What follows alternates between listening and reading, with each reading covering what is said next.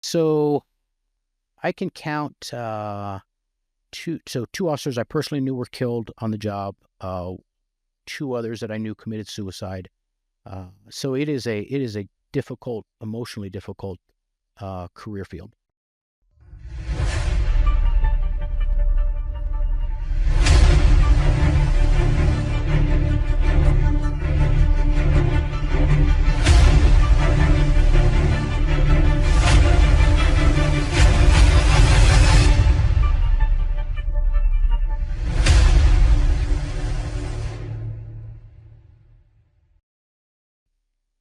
All right.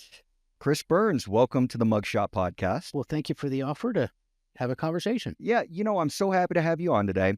So you and I, we go back quite a bit. I think we were on the street and patrol together in 2014, and we were also hostage negotiators together. Yep. Now, tell us a little bit about your career. You've been on the department for how many years before you retired? Yeah, so I'm retired now, 24 years and change. Okay. Came on in 98, off in 22. And came on after a military service, had a break in service, break in time, and then got on the department here in the Colorado Springs when I moved back. Nice. Two cycles to get on. First time didn't get selected. Second time kept with it. Got on the department. Very cool. So what was the draw for you to join the police department? Is it something that you always wanted to do, or? I was active duty, and in my active duty, I refer to it as my active duty train wreck. I was not having a good time. Okay. Despite being in Germany, it was a good place to be. Yeah. So me and buddies, every whatever night it came on, Thursday I'd be watching Cops. Sure. And just was like, man, I cannot work inside. I don't want to be at a desk. I want to be outside doing something real. And always had a heart to kind of be in the thick of it and help people however I could. Yeah. And I said, I think this cop thing might be something. Was it everything that you thought it would be once you got onto the department? I got to tell you, when I first came on, I had wanted it so bad to get in the academy kind of thing, to get through the academy. I had even said the way to know that I didn't make it through the academy is my fingernails are scraped out the doors. They dragged me out. Right. No, it was probably one of my life most proudest moments to put a police uniform on, be out in the community. Sure. You get lots of people that don't like cops, but then, man, you get some little kid on the side of the road give you a thumbs up when you're driving by, and it's just nothing beats that. Yeah. Worked in the schools and really connected with the kids. Really enjoyed that. So you were an SRO as well? I was. School resource officer? Yep, school resource officer, both in the middle school, 6th grade, 7th grade years, and then another 3-4 years as a high school resource officer in multiple high schools. Man, I don't know, man. It takes a certain type of person to work with kids, I think, because they can be a little bit challenging. Oh, yeah. But what I hear from the SROs, and confirm this for me, Yeah. it's not the kids that are the problem, it's the parents of the kids. I hear they're the ones that really cause the issues. Sometimes, you'll see a kid that's real challenged, involved in gangs, everything like that, and at some point you'll have a parent come in, and then you see the parent, and you go, oh, this is why it is the way it is. And I've talked to some kids, and they'll be on a real bad path and real bad attitude. And I says, tell me your circumstances. What's going on? Sure. And they'll say, I stay with my grandmother, and sometimes I go to my uncle's, and blah, blah, blah. And I'm like, you know what? Your behavior is human, perfectly human. You're not doing, you're on the wrong track, but you're doing what anybody would do, and probably better than most would do it. Yeah. And surprisingly, I really had a connection with the outlier kids, the gang kids, the goth kids, the trans kids, you name it. And then most of the time it was all just about listening to them. Like nobody ever sat and just listened to them. And just really had a good time. And SRO was a good job because even if they're involved in something criminal, minor criminal stuff, you had the ability to work with the school to say, hey, we're not going to charge on this. We're going to leave it in the school. We're going to keep them out of the system. So there was a real benefit you felt. And then I still, to this day, believe it or not, I still have kids that will contact me. No kidding. Yeah. So how long's it been since you got out of SRO? So 2017-ish, really? Give or take. Yeah. Which is really cool. The best story I had out of all of it is they would do what they call adopt the school when you first became a cop. Okay. And you would go to an elementary school, maybe once every 2 weeks, once a week kind of thing. Just say hi to the class. They point at your uniform. What's it? What do you do? That kind of thing. So I had a little girl, 4th grade, come up, and she was there, and she's like, looked at me, and Officer Burns, I need to tell you what's going on in my home. And Really? surprisingly, her mother was in the class, and her mother was like every picture of what a meth junkie looks like. Uh, And her mother looked at me and said, I need to talk to you still. And mom was trying to stop it and everything. And well, long story short, we ended up at her home. It was a DHS call. It was a detective call. It was kid crimes calls.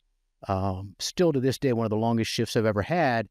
And when the DHS people were showing up to take her and her kids her and her brothers and sisters out of the house Mm. to put them in foster care based on the horror that was going on, she turned to me and she said, will I ever see you again? Will you come visit me? And I would just kind of on the cuff said, sure, I'll come by. And it turns out that her foster home was not far from my division. And so I'd come by and I'd shoot hoops and just say hi. And that went on for, I don't know, a couple months.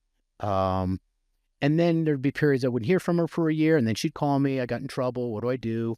ah, Went through high school, real challenged, hard luck case, still family's tough.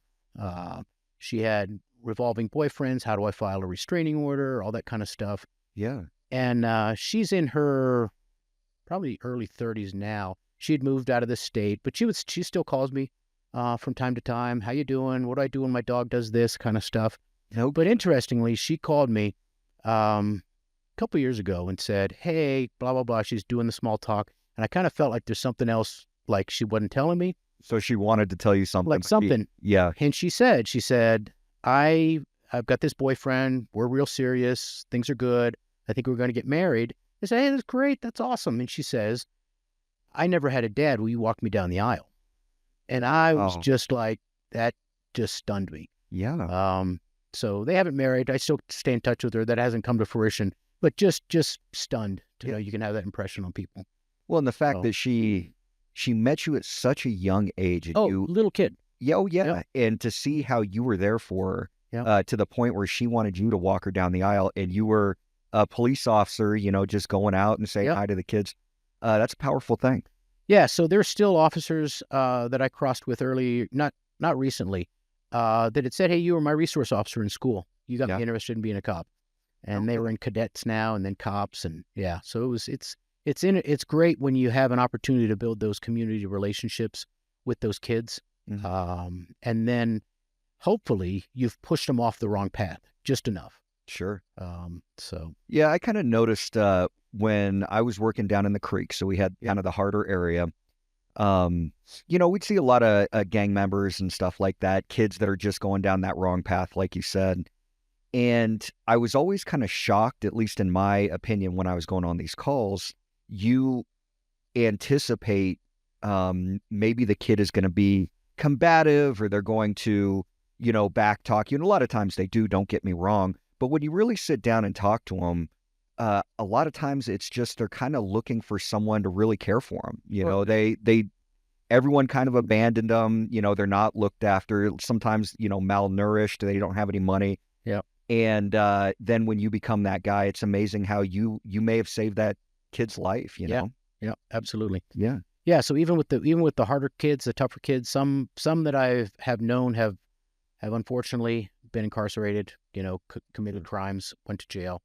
But that initial contact, a lot of times my whole thing is that I wouldn't be the stereotypical cop.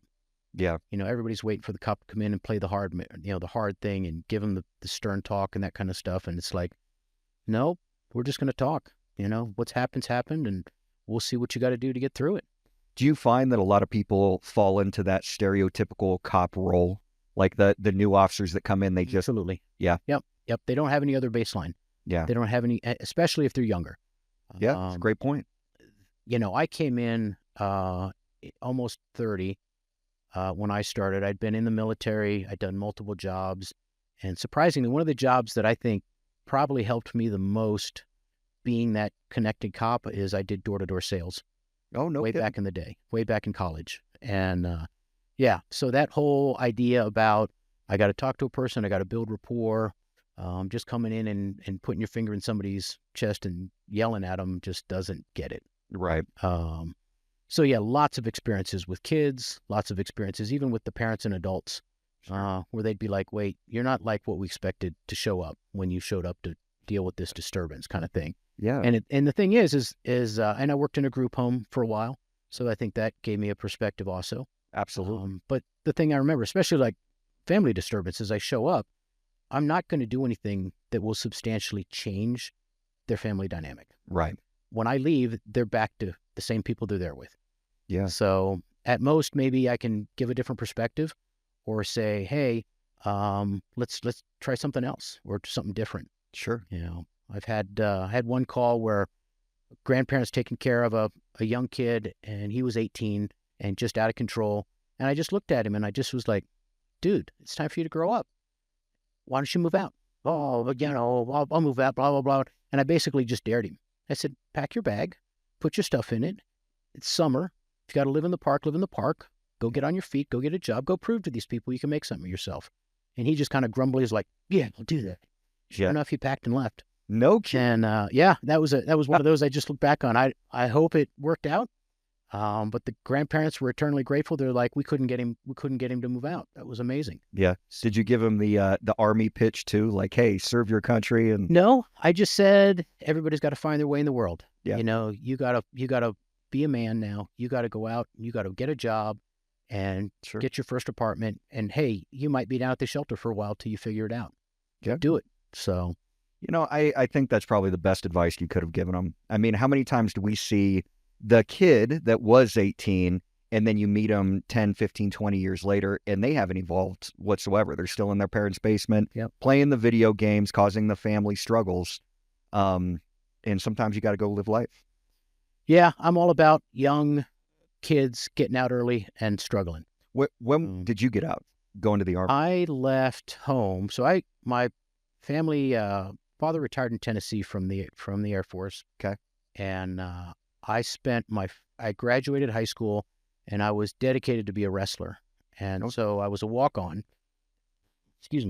wanted to be a walk-on at University of Tennessee. Mm-hmm. And the same year that I was there, they pulled the wrestling scholarships and they gave it to the cheerleaders under Title IX.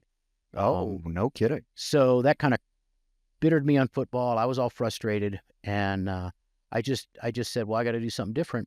And I packed my car and I drove to Colorado Springs to be a walk-on at the Olympic Training Center. Really? And I did that as a national competitive athlete. And I always joked that in the judo world, I would have made the Olympics, but I had a problem with my back. I kept getting thrown on it in tournaments. So that's fair. So I had to realize that I wasn't going to be a professional wrestler, judo guy, whatever. So I had to do something. So I started at University of Colorado, and I was burned out on college too. I didn't want to be in school anymore. And my mom, rest her soul, had the right idea. She said, listen, you just have to take one class to get my blessing in college, one class a semester. And I said, and I looked at the class offerings and I says, well, I'll get this. I'll go do that Army class. That's easy. The ROTC class, and I'll have it. And long story short is that put the hook in me, and that kept me in school, and they kept me on a schedule, and they got me graduated. That's awesome. So that really worked out well.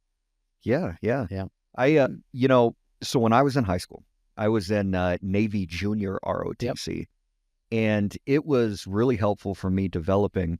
But my senior year, I got into a bad way. In fact, it's kind of interesting. I became a cop because, I had a bunch of friends that were dealing drugs. They were going out, they were causing all sorts of mischief, skipping school all the time. And to be honest with you, eventually I got kicked out of my parents' house at 17. Yep.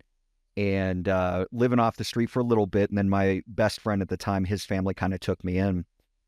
And at one point in time, I had a realization. And I still graduated high school, but I started to see kind of where my life was going. Like I just looked at the people I was hanging around, drug addicts and things like that. I had a girlfriend, and she was all about cocaine, and she would do that all the time. And I said, if I keep on this path, I'm going to be the one arrested. I mean, literally, I was right there. Yep. And so I took a moment and I was like, you know what? I'm going in the Marines. And so I needed that. Sure. And so I fly out there, and the very first time you get off the bus, you fly out to California, and then you get off the bus in San Diego, and you got to get on these yellow footprints. And it took me 30 seconds for a drill instructor to call me an idiot. That's all it took. And at that time, I was like, yeah, I really messed this up. I probably shouldn't have gone in the Marines. Yeah. But what was really interesting to me, it was hard, but it was a mental game. I loved it. Yeah. I loved boot camp. And then when I got in the Marine Corps, I realized, they took me, they made me a man, they pulled me out of the situation that I was in, and it changed the rest of my life. And I'm so thankful. Even the bad moments. I mean, Oh, yeah. there's a lot of times where it's like, this sucks. Yeah.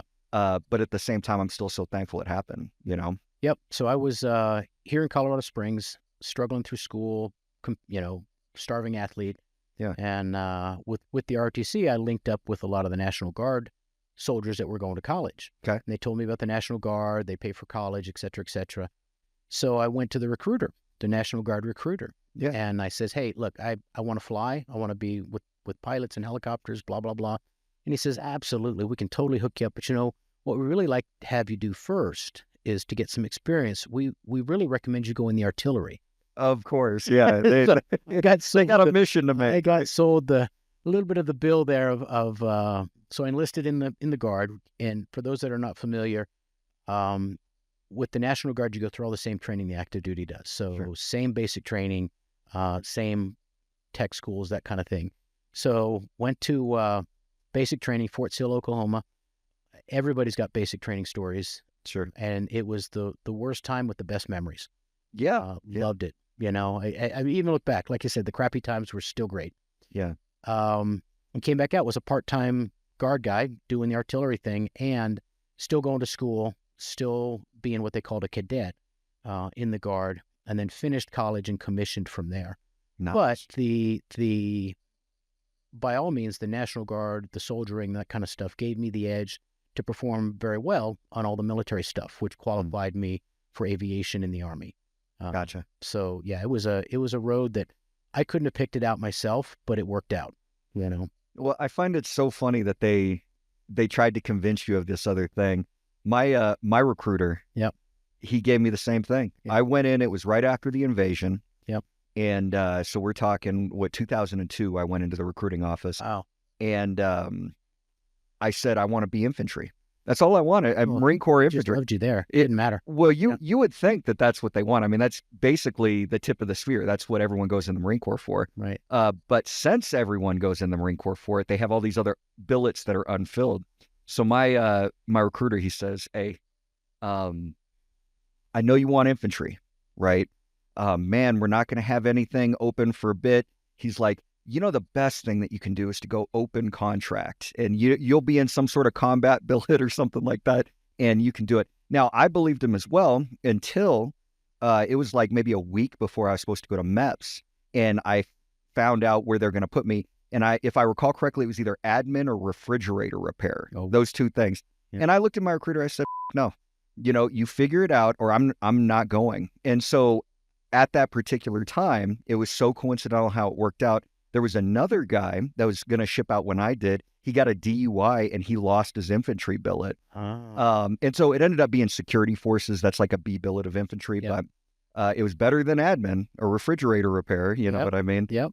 So they do that. I think it's really crappy that they do take these kids that don't really know any better and they plug them in, but. And I've had that event a few times with young people I know going to the military. I says, okay, stop. Let me sit with you while you do this talk with the recruiter. Sure. And see where it goes. And so anybody that's going in the military, I say, find somebody that's been in, find somebody that has a little experience. Yeah. Talk to them and have them even come with you to the recruiter. They can cut through the BS. That's a great point. Again, the recruiters most people that will go to the recruiter, they don't know what they want anyway. Yeah. Or they have a very diluted idea about what they do. They'll show up and go, I want to fly the F-15s. Can I do that? Well, there's a little bit more than that kind of thing. Yeah. So, but again, our military is really challenged right now. We're not making our recruiting goals. People are not looking at the military. And unfortunately, most of the high school populations now are too fat, too drugged, too criminal involved Sure. to even qualify for the military. So it's a real challenge. Oh, I can Yep. imagine. Yeah. Yep. I mean, I think we even see that in the new officers that we get on the Oh yeah. department, where once upon a time, you would get the officer that has some life experience. Yeah. They know how to verbally de-escalate people. Yeah. Maybe they have a background in something that they can kind of bring it to the table. Like, hey, I have this degree in business, or I have it in Yep. engineering, and it helps them on the street. Yep. But I think before I left, and I'd be curious your thoughts. We see these new people come in now, Yep. and they struggle a lot. Now, policing is much more difficult. Well, there's a lot more to it, I think I would say. Yeah. But that being said, I think they're how they talk with people, how they interact, it's a lot different. It's easier for people like us. But I think these people grew up in the video game generation of Absolutely. you do that. Yeah. I've heard that from the academy instructors as well. Really? Oh yeah. This quote, this generation comes in and sometimes not a lot of life experience. Sure. They'll talk about how, these kids will show up for their force on force exercises in the academy. Yeah. And some have never been in a scrap in the schoolyard. They've never been in a fight. And so they're absolutely out of their element. Sure. I don't know how you grew up. I grew up regular, kind of what I would consider a middle-class upbringing, but you know what? Who's fighting this week in the schoolyard? And that's Absolutely. it, or on your neighborhood, who's in the scrap this time. It doesn't seem to happen that way. And just like what you said, without a lot of life experience, you don't have anything to draw on to how to interact with people. Mm-hmm. And that's a challenge. Yeah. And they have grown up on basically the texts and the video games, and they haven't been out in the neighborhood all day and just get told come back in this when the streetlights come on. Parents are hovering. They've had anecdotally, I've heard that there have been parents that have said, "Hey, I think my kid got a bad grade on that academy test or whatever," and you're like, "They're an adult. What are you doing?" Same thing happens in college now. Sure. Parents are still trying to helicopter their kids. So that has created a challenging dynamic to try to train through with new officers that come in. When I was the last time I was at the academy, or one of the last times, I talked with one of the academy instructors on day one. So I was there. I think I was training the current cadets in crime prevention, or maybe I was teaching in-service training. I can't remember.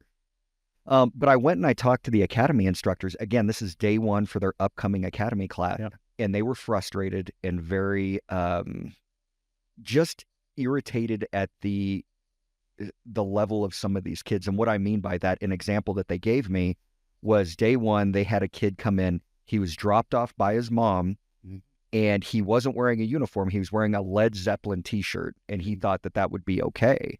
And they go and they're like, dude, this is a professional. We're paramilitary here. Like, you need to be in a uniform. That's the reason we gave it to you. And he was almost like offended. Like, you're going to make me wear. It's like, yes, we are the police department. Yeah. And that caused some problems and caused some frictions. And I'm sure they have it, for every academy. But yeah, no, I remember my academy experience was if they had told me whatever it was, shave your head, do whatever, I'd have done it, just to get through. I've heard also that we're in a space of career-wise where people come and go, well, I'm just going to try this police thing for a while. Yeah, very transient. That's like, and if it doesn't work out or I get, it doesn't work, I'll just jump to something else. So the getting people to stick in the academy is a challenge. That is both the new recruits that come in as well as some of the what they call transit, officers that come from other agencies to be in a different department. They don't stick as much. They transition out, kind of thing. Yeah. Unfortunately, it seems like that's the new normal, or whatever they say. Yeah. So circling back though, yeah. I did want to ask. So you ended up making it to be a helicopter pilot, right? Is that what I heard you say in the Army? So where did you go? Graduate University of Colorado. Go to what was then Fort Rucker, Alabama. Now it's Fort Novosel, new name. Okay. Spent a year flying helicopters and was a scout helicopter pilot. OH-58s, the Kiowa, not the one you see with the ball on the top of it, but just looks like the civilian helicopter painted green. And when I finished flight school, I was asking kind of my counselors and stuff. Hey, says, hey, I want to go where the real mission is. Where do I go? And they just says, oh, go to Germany. Germany is the Fulda Gap and the Russians and blah, blah, blah. And the wall has just fallen. So we're guaranteed to be active. And as soon as I got there, they looked at me and they looked at my helicopter that I flew and they says, why'd they send you? We don't even have your helicopter anymore. We're getting rid of everything. We're all shutting down. So it was the drawdown post the first Desert War. Everything was drawn down. I had to, basically, I got a little bit of flight time in the regular Army unit I was with. It was an Apache unit, and they had scout helicopters. But even us at that time said, wait, you have this high-end airframe, the Apache, and now you're taking our 1960s vintage helicopter, and we literally hold them back from their mission. Our goal was we would be the scout helicopter that would fly and see the tank, Sure. call back to the Apache to come kill it. And the Apache was, well, we got optics. We can see that 10 times as far as you can see it. And so kind of that, they kept us in the unit, I guess, just to, it was a technological holdover for their tactics, but it was clearly in a transition time. And we were in the part of the transition that was not going to make it. So then I also got time with a reserve unit that was in Germany, and they flew Hueys. So I flew Hueys a little bit, but in 3 years I had racked up like maybe 100 hours of flight time, which is nothing. No kidding. It was managing chow halls, managing mail rooms. It was doing every little bottle project that came along, nickel project that came along. The commander's got a project. Hey, we need to do this community project. Go run it. And I hated it because I wanted to charge to the sound of the guns. Right. And that, in retrospect, the experience I got planning those things, the experience I got running those little chow halls, things like that, probably gave me management experience that I wasn't really being appreciative of at that time. And there was a lot of angry, frustrated people in the military at that time. They were all getting out. Sure. So after 3 years of barely any flying, I'd said to him, I says, okay, this aviation thing isn't working out. Hey, can I switch to another branch in the military, special forces, infantry, whatever? And they says, no, you still have an aviation commitment. You can't leave aviation. And then I asked the same thing with branch transfer to a different service, Marines, Navy, whatever. Yeah. Nope, they wouldn't do anything. So in frustration, I resigned, and they kicked that back. Said, no, you still have a commitment you have to fill. And I was just at this side, just beside myself, resolved that this is just insanity of how not to manage people in a big organization. Long story short, about 6 months later, a separation program came out when they realized, yeah, we do have too many pilots. We train too many. And so they paid me to get out under a VSI separation. Oh. So they gave me a little money in my pocket. I separated from the Army at that point, still full of frustration and anger. I came back to the States and got on my motorcycle and lived on it for a year.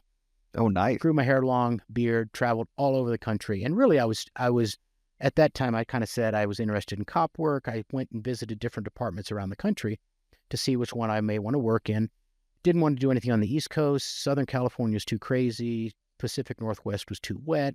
Everything south was too hot. And then I came back to Colorado Springs, and I was like, I was pretty much in a pretty good city when I left. And so I came back and started the application process. Nice. 2 years later, I got on. So it worked out.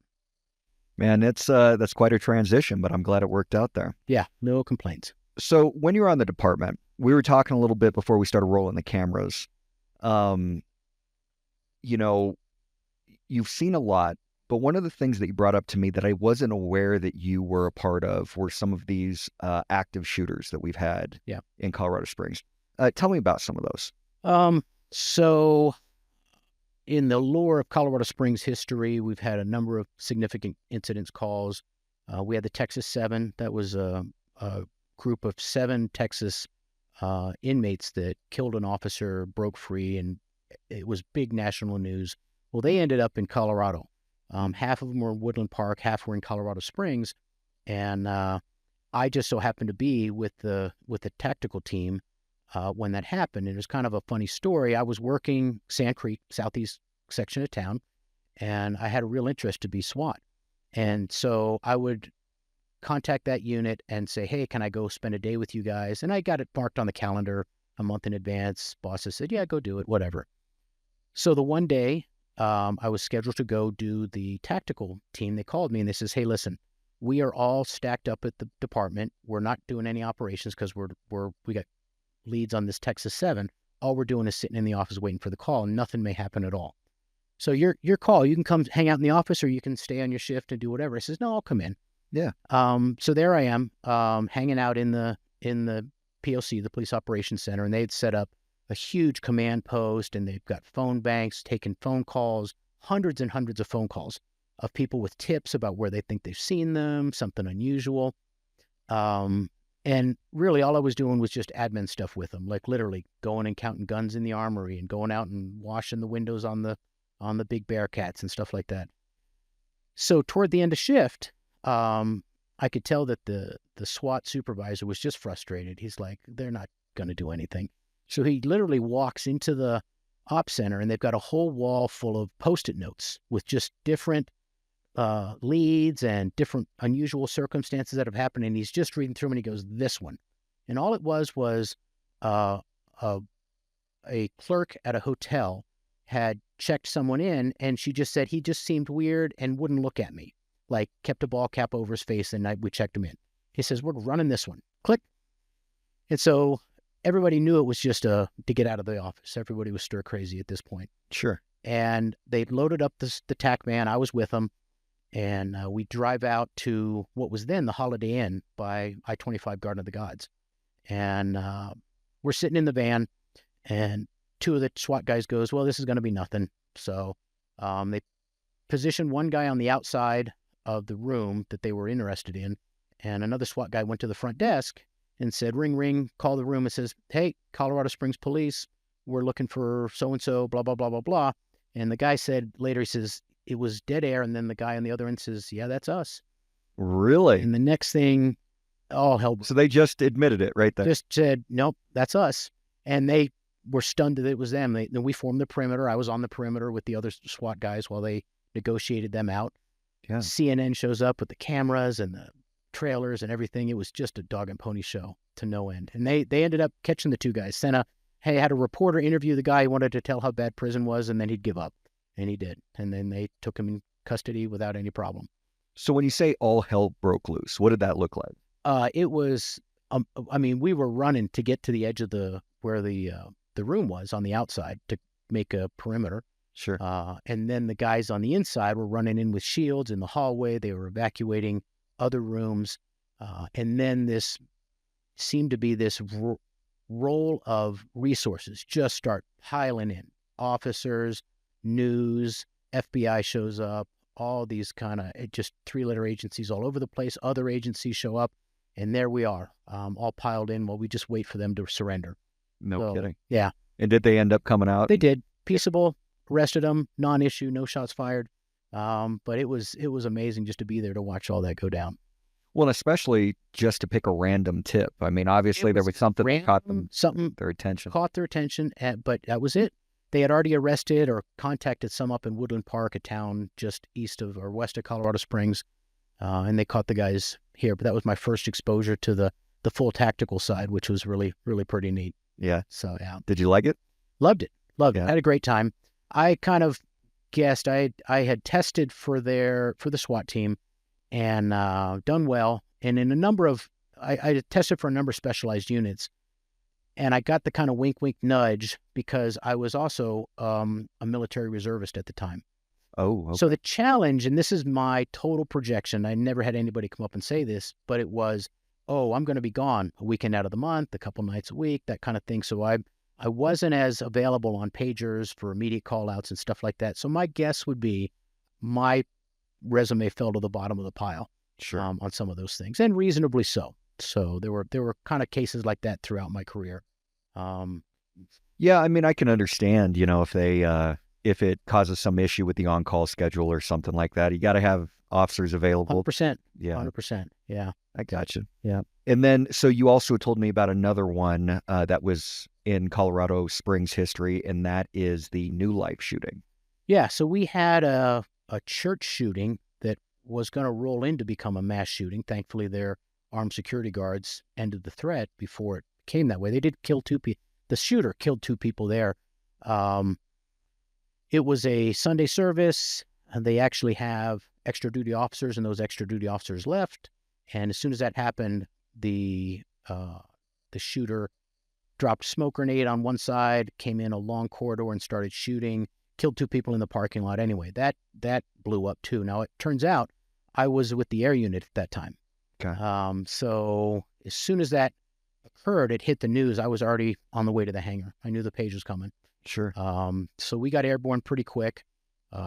We got up on scene, myself and the observer, and we were flying circles over New Life. We'd landed a couple times.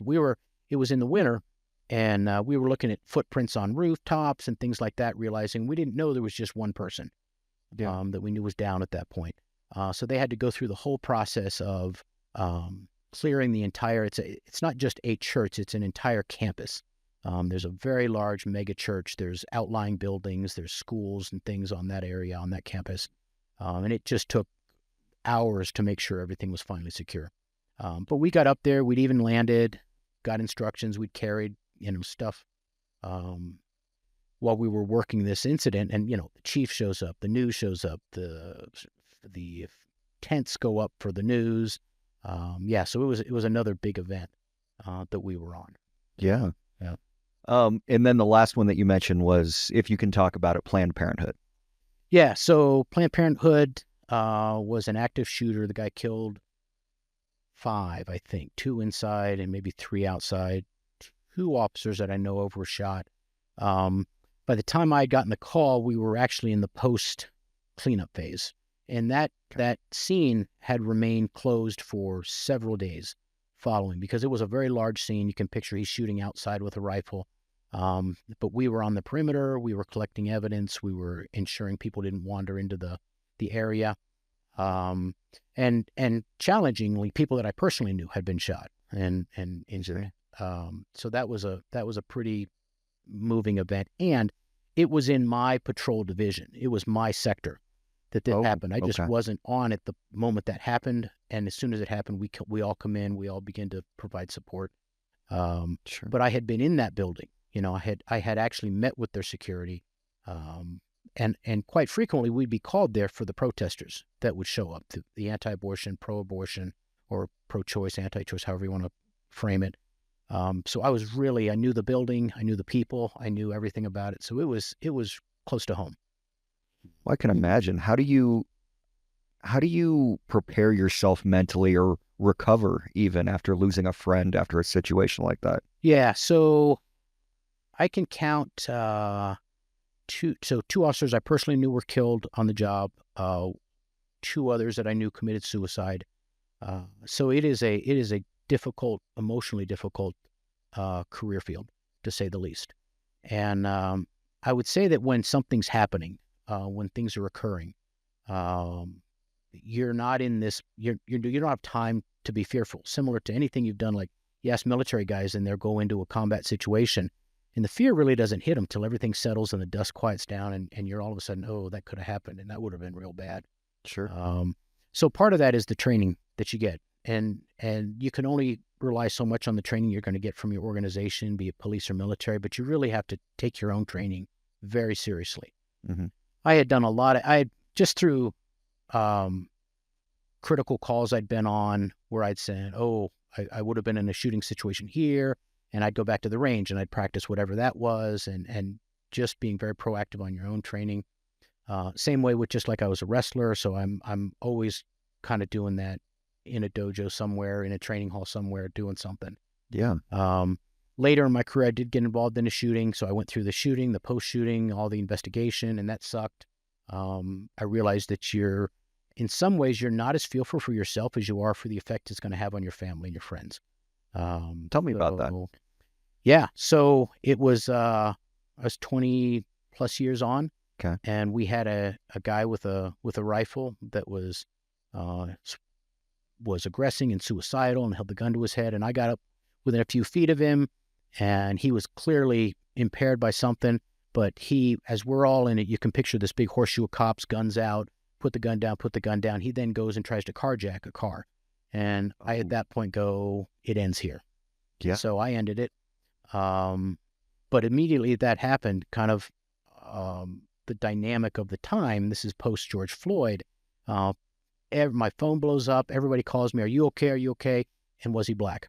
No kidding. And that was just amazing. And we had also had a shooting that was challenging and questionable. I wasn't involved in it, where an officer shot a kid in the back who had just committed an armed robbery. I remember that one down in the creek, right? Yep. And so the so what to that is the protesters subsequently protested in front of this guy's personal home. Sure. And I immediately was like, I didn't know this guy was a gang dude, rap sheet as long as your arm kind of thing, the guy that I was facing. And like literally my first calls, or the first calls I was getting, were friends going, dude, we're going to your house. We're just parking outside. We're going to be there for you. Oh, Nice. okay. That's reassuring. But yeah, there were everything from people I knew to literally through secondhand information, little militia groups that were saying, we're not letting the same thing happen again. We're going to go find your house and we'll protect you and blah, blah, blah. So that's a little, Really? yeah. So that's Wow. unsettling. Yeah. Or reassuring, depending on what side of the fence you're on. Sure. But again, I had to tell my family what happened, and because it's all public knowledge, you're going to be in the papers. My kiddos were in high school at that time, and I was just like, oh dear, do we take them out of high school? Do we take them out of schools? Because you never know what population they're dealing with in their high schools. Sure. And then I had to go to all my neighbors and say, hey, sorry, I got to tell you this happened. And if anything weird in the neighborhood goes on, you got to call the cops. And one of my neighbors at that time was a retired NCO from the Army. And he says, oh no, we got this covered. I got you covered. Guy kind of knew what he meant, but I'm like, okay, I hope it doesn't come to that, but I appreciate your support. And then of course the process of the investigation is arduous. Okay. Mine, from my perspective, was pretty cut and dry, but I still had my questions about, was this legal? Was it not legal? Was I justified? Not justified? I was the only one that pulled a trigger. And so for a week, 10 days, you're kind of in this limbo going, am I getting charged kind of thing? So thankfully, it came out as a cleared shooting and justified, and everything worked out from there. And the department, I feel, has, our department and probably most departments across the country have substantially improved their mental health side of it.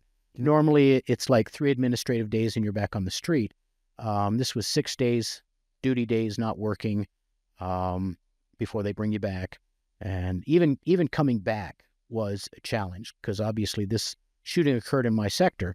So here I am driving right by the same spot that it happened. And I'm in that space going, most officers, when they're driving a cruiser, are kind of at this between a scale of 1 to 10. They're at about a 4 or 5 all the time. Sure. Just anything could happen anytime.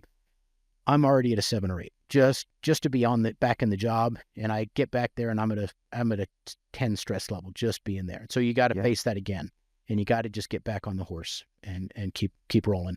Well, and so let me ask you this, because you made mention about you're in the shooting, and you say, am I justified? Am I not justified? From the people that I've talked to, I mean, it's not really a question. Like, you made a decision in the moment based off your training, and you knew the law as it applied. Here, this person is going to be a danger to someone else by carjacking them. But I'm not sure that was really the question. And correct me if I'm wrong, but what I'm kind of hearing you say is, are they going to find me justified, or is this something where they could, charge me or whatever, maybe to pacify any protesters or something like that? And I think most officers are aware that there have been cases, and unfortunately not just a few, of kind of ruthless DAs that want to make an example, to cases where we go, no, that was probably a pretty reasonable choice at the time. And then Monday morning quarterback for the next week goes, oh no, we could find some little thing you could have done better. You should have done this, blah, blah, blah. Yeah. And so, you're sitting there going, and this was obviously post George Floyd, post a number of incidents that were well publicized in the country, where you said, oh my gosh, this is something that can happen. Like, you could be in a situation, do everything that you have been trained and know is right, and still end up on the bad side. Yeah. Well, I always found it interesting. When I first became a cop, the worst thing that could happen to you, if you were out on the street, is you get killed. And I remember Mm. I would wake up before my shift. I was on midnights over in Stetson at the time. And I would clean my apartment because if I got killed that night, I didn't want my mom to have to come over and clean up after me. And that was That's my the hardest mindset. thing. Yeah. Yeah. But I don't feel that that's the worst thing anymore. It's like, uh, from what I've seen, officers are fearful. They go in with the best of intentions. Yep. They want to do a good job. They want to protect people. And then the officer is put in a position to where they have to defend themselves, right? We don't, I have never seen a video where a cop just walks up to someone and ices them on the spot. That's not the way it works. They have a legal reason that they're there. And then usually something happens, such as a suspect not complying, they're hiding their hands, they make a motion that they're armed, that leads the cop to end up taking force against that person, whether it's physical force or deadly force. Sure. And then the fear that comes from that is, okay, you know what? Now could I go to prison? Yeah. I came in today wanting to protect and serve, wanted to do the best by my community, by my country. And then at the end of the day, you could be in jail down at the CJC. Yeah. And I guess a couple of thoughts on that are research has kind of held out that about a third of police shootings are potentially, and however they discern this, potentially suicide by cop. Mm-hmm. A person's going to where a reasonable person will look at it and go, oh, I just give up and I'm cool. Another person does it, pulls the gun, points the gun, whatever. Through my incident, I had one round that I fired that didn't hit the suspect. And my big concern was, where did that round go? Oh my gosh. If that, because we're in a city, if that floated over into an apartment and killed somebody, oh man, that weighs on you. And then every little step that you've taken along that way, you're just double guessing. You're 4 a.m. and you're staring at the ceiling going, what happened to this and what should I have done? And could I have done it differently? That kind of perspective. So, Yeah. Yeah. Where do you see, given what cops are going through right now, Yep. and I think there is that fear. That's what's keeping a lot of people away. It also keeps a lot of people from using force. I've heard of a lot of cops that they should have gone hands-on, but they chose not to because they were afraid of whatever the accusation might be, and then it ends up even worse in the long run instead of them just going hands-on. Oh, go ahead. Yeah, no, there's a lot you can dig into with that. The things that come to mind, when I was in the academy in 98, and we were going through our baton training, PR-24, baton, striking, all that thing. I'm literally looking, and our instructor was black, and I'm looking at it and I'm going, I'm a white dude, and this is post Rodney King. Rodney King was 91, 92. So it's been a few years, but I'm like, I'm a white cop. You think I'm ever going to hit anybody with a baton? Right. It absolutely has an effect. Yeah. Certainly have seen a real tentativeness by a lot of officers to step in and be decisive when they need to. Mm-hmm. And that's a problem. Again, they're Monday morning quarterbacked, and everything now, 100% is on video. Sure. So it's not just the police video, it's everybody else with a camera. And those cameras come out, and it's very frustrating to try to still do the job knowing that, well, I guess I'm going to win the YouTube lottery. I'm going to be on YouTube. Yeah. And back to the other point with that lack of hands-on training, and this is one of the things I've been a really big proponent with. I'm on a city sub-council committee about law enforcement to really advocate for better hands-on training. What we see is people that are not comfortable with going hands-on instead revert to a taser or a gun right away. Sure. That's their go-to save-all. Tasers aren't that effective. 50% at best. And when that doesn't work, what are you going to do? Right. Well, then the person that's not comfortable at all going hands-on is pulling guns. So there's some real training issues around that, and there's just some real interaction issues. I've dozens or many times, probably you've had the same thing happen. You're in that crisis call down in the gang areas or whatever, and you get something that prevents you from having to go hands-on. It could be humor. It could be joking. It could be whatever. You build that, you got 3 to 5 seconds to build that face-to-face rapport with that person you're interacting with. And you got one chance to do that when you first arrive. And how you set that tone can in many ways dictate which way the call is going to go. Sure. So I wouldn't say that every officer that gets involved in a lethal use of force has done it wrong. I'm saying there's just so many dynamics, but the training side of it is so, in my eyes, lacking right now. Yeah. In particular, the hands-on continuation trainings. You go to the academy, you learn whatever techniques they're teaching you, but then that may be it. You may not see those hands-on training techniques until a year later in service.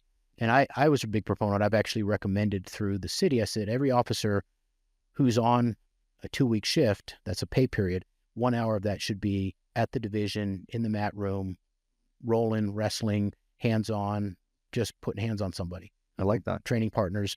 And you suggested that? Oh, yeah. I put that through as an official, quote, recommendation. And what was the response? It's still in there. We haven't heard yet. Yeah, they're paying attention to it. They're incorporating jujitsu things, which is fine. And I'm even not, although I have experience in judo and wrestling and all kinds of martial arts and boxing and that kind of thing, I'm not as sold on like one system style. Sure. It's only as good as your last class. I said, you need to be training that all the time. And it's not unusual for officers to hear about them saying, oh, I went to the range twice last month or 3 times last month instead of just the quarterly qualifications. It's in their mind to say, hey, I have to be good with my gun. But you don't hear as many officers saying, oh, I went to the boxing school, the jiu-jitsu school. I went to the martial arts school to do this. Thankfully, some are. But any officers, I'll say, that are listening to this, if you are not regularly training in something hands-on, you're a liability to yourself. And you're fooling yourself if you think you're, quote, just good. Or you can just get by because you're young and you're strong or you're big or you're whatever. No way. You need to be hands-on practice all the time. Yeah.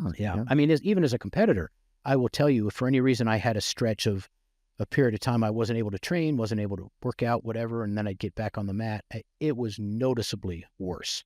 So what needs to change? I mean, obviously you're saying we need to do, or officers need to train a lot more, and I would agree with that. Yep. But I know if I went to any agency across the United States and mentioned that to them, the concerns they're going to bring to me, number one, funding. Number two, we have such a lack of manpower. I mean, right now with our agency, the last time I saw the numbers, in a city of 500,000 people, second biggest city in Colorado, and we have between 35 to 50 officers on the street at any one time, right? It's amazing how thin it is. And I think if the general public knew, because when you say how many officers does a department have, okay, that's fine. You got an X number of officers. Yeah. But then you break that down by division and shift and zone and sector. And pretty soon you see those numbers get pretty small pretty quick. Yeah. And you're right. You may have in a city of 500,000, you might have 30 to 50 officers on the street, which sounds like a lot until you realize they're spread out over a geographic area that is immense. We're somewhere around the 45th biggest geographical city in the country. Okay. And so the challenge you're with, there have been times that I've worked Falcon on the north end of town where literally I'm the only officer from my side to several miles north, covering the whole area. Yeah, well, anyway, the sector of the north end of the city is very large and very challenged to cover. So to put that in perspective, because I used to work in Falcon as well, the division of Falcon was approximately the size of the 8th largest city in Colorado. Yeah. And what you're telling me is you were one officer in that entire area. Right. Yeah. That's unreal. So you'd be going to the call and your backup's 20 minutes away. So sometimes you have the opportunity they talk about one officer in a car versus 2. I think 1 is better. You get more area coverage. But also for hot calls, you link up before you go into the call with 2 or 3 more officers. Sure. But again, that's going to take time. Anywhere in the country anymore, I will say just about, if you dial 911, you've got the minutes that it's going to take somebody to answer that 911 call, and then you're probably in it for at least another 15 minutes by yourself. So it says a lot about being personally prepared too. Absolutely. Yeah. Well, so let me ask you this, because it's something I wanted to bring up with you, and I think this is kind of a good segue into it. With your experience on the street, here we have you, you've done a lot of the tactical stuff, even though you weren't necessarily SWAT, you still worked with them to some capacity. Right. So not too long ago, we did have that assassination attempt on Trump. Oh, yeah. And, we I've worked numerous presidential details here in the Springs. The cops, I mean, everyone comes out. They have us Yep. blocking off parts of the city. Secret Service is out there. And I got to tell you, I was really surprised when I saw that assassination attempt, especially Yep. where the shooter was that should have been cleared out. And Sure. there should have been multiple snipers covering that. Yep. And I'm just curious what your thoughts are. I mean, how do you think that that guy with a rangefinder Yep. and a rifle got through police officers and Just complete security failure yeah, all the way around. I hope to hold the Secret Service open. I mean, they're ultimately responsible for the area, for the venue. sure. But all of the departments involved had just as much ownership. So yeah, security failure. But here's the thing: the wing nut or the planned assassination from a foreign state only has to get it right once. They only have to get the access once. Yeah. And this wing nut was able to just bumble his way literally onto a rooftop that arguably absolutely should have been covered. And the idea that wasn't covered was just a security failure to the highest degree. And so what do you think contributed to that?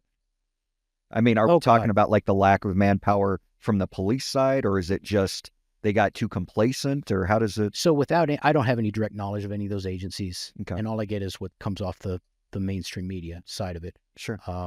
But the idea that says you're going to have a rooftop not covered that literally is the only rooftop within about 100-yard range, it just boggles my mind.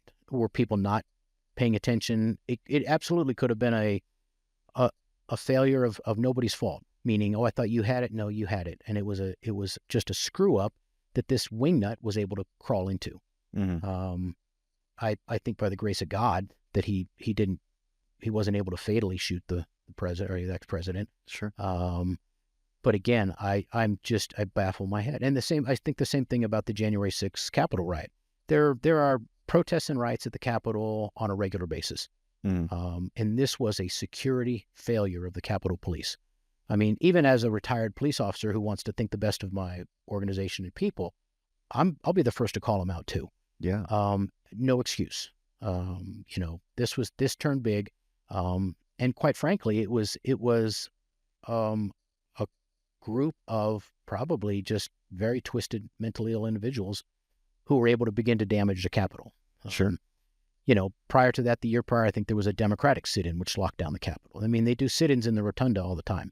It's not an unusual occurrence to have. And there's such conflicting evidence that shows people being waved into the Capitol and the police helping them like they would help tourists, not realizing that the lethality level that they're now faced with, and the disruption level. The pre-planning by the senior leadership of that department, anymore now. Like I was at the Capitol like 2 years ago or something like that. But anyway, it was battened down. You couldn't get in without going through a security checkpoint, and I was looking at the entrances and exits, and they're all fortified now. Mm-hmm. They've fixed, kind of closed the barn door after the horses have left, but it's a security call. It's a security issue. Yeah. So what do you think moving forward? We have the elections coming up. Yeah. What do you think that's going to look like for local agencies if one side or the other gets elected? I mean, a lot of riots, a lot of, yeah. Both, we don't, I wish we could say we lived in a country that said, okay, we've had this president elected through a reasonable voting process, and now we're just going to, like it or not, that's the president for the next 4 years. We'll, if we didn't like it, we'll vote the next 4 years. There's such a polarization now like I haven't seen before. And it all seems to have rolled, you could call it, over the last couple of years. And I put a lot of blame on the mainstream media and social media. Mm-hmm. Mainstream media has their biases. They're anti-Trump. It just doesn't take a genius to look at it and say they're slanted against it. Now, Trump doesn't make it easy on himself. He's a pretty caustic and divisive character. Sure. But at the same time, you have social media, which a lot of people don't realize. When you look at whatever online platform you want, you're going to get what you want. You're going to look at whatever you look at and you like or whatever, it feeds that narrative. And so you start getting fed all of those inputs. Sure. To where, and I would see this back in the high school. There'd be a bad police thing somewhere in the news, and all of a sudden the same kids that I'm palling around with having a good time, they're pissed off at me. I'm the representation of what happened. So back to your question, what's going to happen? We're going to see violence. We're going to see a caustic division. It doesn't matter who's in the seat. Yeah. I'm making my bet saying it'll be a Democratic administration. Okay. I look at that and I just say the media influence, the caustic nature of and the fracturing in the Republican Party, and I'm also one that says, I'm a registered Republican, but if Trump gets elected, I go, oh, all of a sudden, I guarantee you the clouds aren't going to part and the birds aren't going to sing. We're still going to have some real challenges with that. So there's lots of challenges that I follow with that. So I'm hopeful we have less violence and people don't resort to that. But I'm concerned. It definitely could happen. And you certainly will have local level law enforcement intervening in those issues, in those incidents. Yeah. Yeah, we'll see what happens. Only time will tell. Yep. Well, Chris, I got to tell you, it's been great talking with you today. I appreciate the opportunity. I'm looking forward. We'll have you back on again. Good. I'd love to hear some more stuff there. Absolutely. To all our viewers, thank you for watching us, and we'll catch you on the next one. Thank you very much. Thank you. Awesome. I hope you enjoyed this episode of the Mugshot Podcast. Like and subscribe where you can, and I look forward to seeing you on the next one.